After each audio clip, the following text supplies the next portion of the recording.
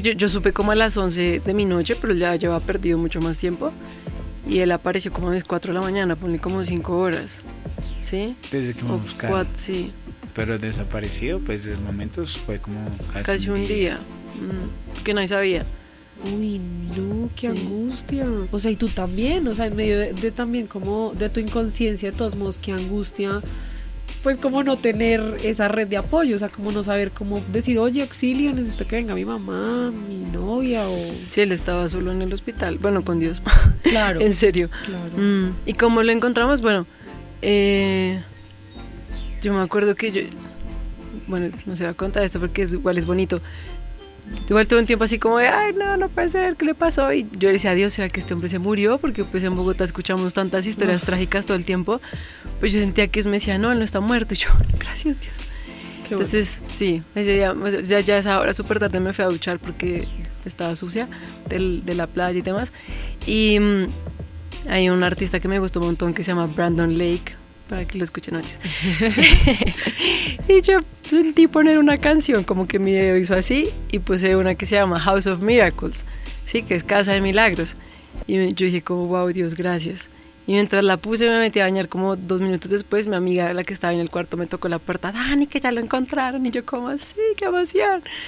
Entonces salí y bueno, como esa alegría de lo encontraron, me dijo, pero está en la UCI. Y yo, ¿en la UCI? Ay, Jesús. ¿Por qué le pasó? Bueno, además me han dicho una historia súper rara, como que se ha caído de la patineta y se ha golpeado. Y yo, pero no, si está en la UCI debe haber pasado algo, ¿verdad? Grave. Entonces, como hicieron mi hermano y la esposa, ellos viven en Cajicá. Y de verdad, yo digo que es Dios, como que ya fue de la nada. Fue, mire, nos vamos ya para el Simón Bolívar. Sí, pero agarremos el carro y nos vamos. Entonces ya se fueron para el Simón Bolívar porque ese hospital, de verdad, Dios. Sí, sí. Y ya cuando ya estaba llegando, la hermana le escribe, lo encontramos, está en el Simón Bolívar. Pues ellos ya estaban allá. Entonces ya después lo reconocieron todo, bueno, sí estaba ahí. Y esa es otra historia ahí como un poquito compleja que casi no lo dejan ver, pero ya por ¿Y fin. por qué? Porque era tarde, como ya era Ok. ya era súper tarde. No entonces, dejaban ingresar sí. visitantes. Entonces el que hizo el reconocimiento fue su tío. Porque mi tío se hizo pasar como mi papá. Para pues poder... Mi tío claro. llegó al hospital y como eran como las tarde en la noche, pues decía, no, la hora de visita se acabó, que mañana a las 10.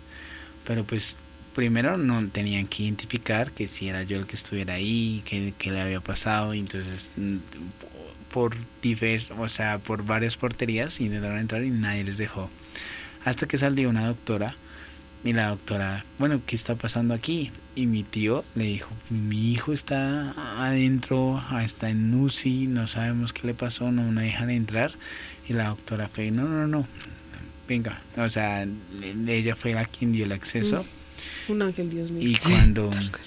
Y cuando mi tío me vio, los doctores le dijeron a mi tío, la verdad, él está en muy malas condiciones, está tan mal que es mejor que se muera, es mejor que Dios se lo lleve ya, porque si queda vivo no va a poder hablar, caminar, va a quedar como un vegetal. ¿Y te dieron algún diagnóstico en ese momento o a tu tío? No, ese tiempo? en ese momento pues simplemente estaba en reposo y porque el cerebro estaba inflamado. Fuera de eso tuve la cara, el golpe principal fue en la cara, la mandíbula, me rompí la cara más de 17 partes y tuve una fractura lineal y tuve un hemotórax, que es sangre en el pulmón. Entonces estaba en muy terribles condiciones y Claro, es que el totazo, o sea, muchas personas que se caen como que se revientan por dentro y todo, ¿no? Claro, es que imagínate, el papá de Pipe es médico. Y él ok. me decía, Dani, es que yo cada vez que lo pienso más, es más milagro. Porque Claro. le puede pasar esto y esto, normalmente se revienta, nada. Entonces, o sea, además porque él es súper racional, y decía, no, es que esto no, o sea, además que cayó justo en el lugar preciso, porque por lo que estaban en construcción estaban esos maletines naranjas, me hizo grijón del caiga encima de uno de esos maletines, se parte el cuerpo y chao, ¿sí? Entonces, bueno, o sea, cada detalle de todas maneras bien cuidado porque cayó donde era, estaba el guarda ahí. Justo llegó la ambulancia súper rápido porque cuando lo recogieron sus signos vitales estaban en el piso. Jesús, qué fuerte. imagínate. Y pues la historia, mi mejor amigo es médico. Mi mejor amigo, la familia de él también es médico y ellos trabajan en el hospital del Tunal. Okay. Y en la subred literalmente estaban todas las resonancias y encontraron la resonancia de la cabeza, la primera que le hicieron, y el papá de mi amigo le preguntó a un neurocirujano cómo estaba. El neurocirujano vio esa resonancia y dijo, está demasiado mal, o sea, no va a poder vivir.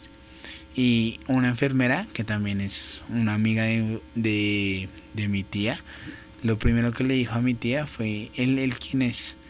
No, él es mi sobrino, que es hijo de una hermana. Y la enfermera le dijo, él no amanece mañana. Esos eran los primeros diagnósticos médicos que daban todos, como de muy probablemente no hasta, pero pues es obvio porque ellos viven ahí, ven esos casos, es como es. No, y tienen que dar su concepto profesional. Digamos que no pueden ponerse a decir, no, pues tengan esperanza, sino esto es lo que está pasando. Que obviamente es muy fuerte. O sea, un poquito crudos, pero... No, y qué bueno que también hayas tenido como esa red de apoyo, o sea, como tu papá, o sea, también médicos que, bueno, sabían que era lo que estaba pasando, pero en medio de todo, pues también, qué malas noticias, o sea, finalmente eso son malas noticias, o sea, ¿cómo fue, de pronto sí sabes y te han contado, me imagino, cómo fue el proceso para ellos? O sea, ellos cómo lo tomaron, ellos qué pensaban. Pues, como mi esposita cuenta, si no fuera por mi hermano que estaba con mi mamá, a mi mamá le da un paro cardíaco de lo mal que le dio esa noticia en ese momento. Y mi mamá pues se derrumbó y muy muy en lágrimas, y mi familia aquí, mi tío y todos los que estaban aquí, no sabían cómo contarle a mis papás porque ellos están en Estados Unidos. Entonces, fuera de que yo estaba en terribles condiciones, mi mamá iban a contarle que probablemente no iba a vivir, que no iba a sobrevivir, o sea, no sabían cómo contarlo. Y no le contaron ahí mismo, sino le contaron hasta el día después. Pero esa noche, mi mamá, en una angustia terrible, en oración, ella tiene una visión y me ve a mí en la camilla del hospital y ve a Jesús al lado mío.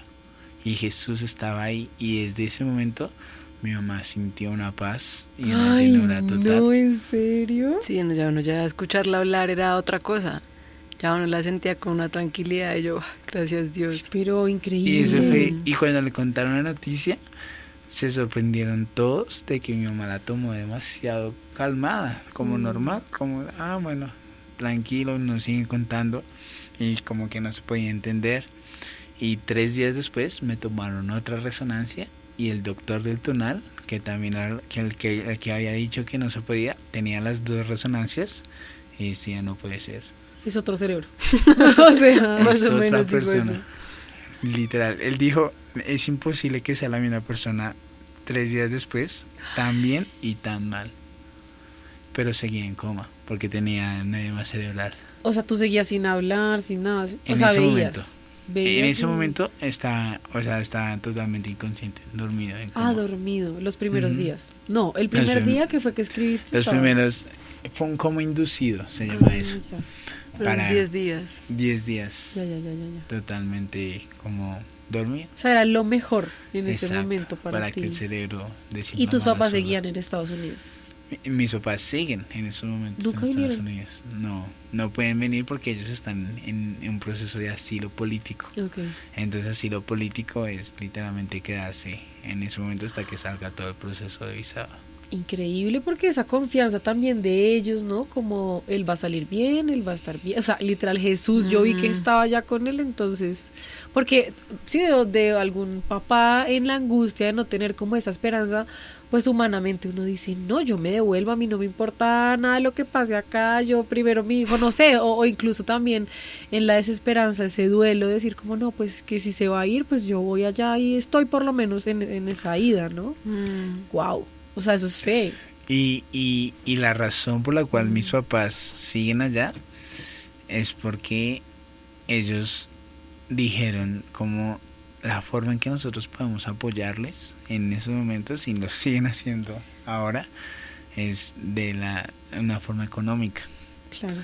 Porque obviamente el dólar como es mucho más fuerte que el peso colombiano, y entonces ellos han estado como aportando para todo lo que se necesita.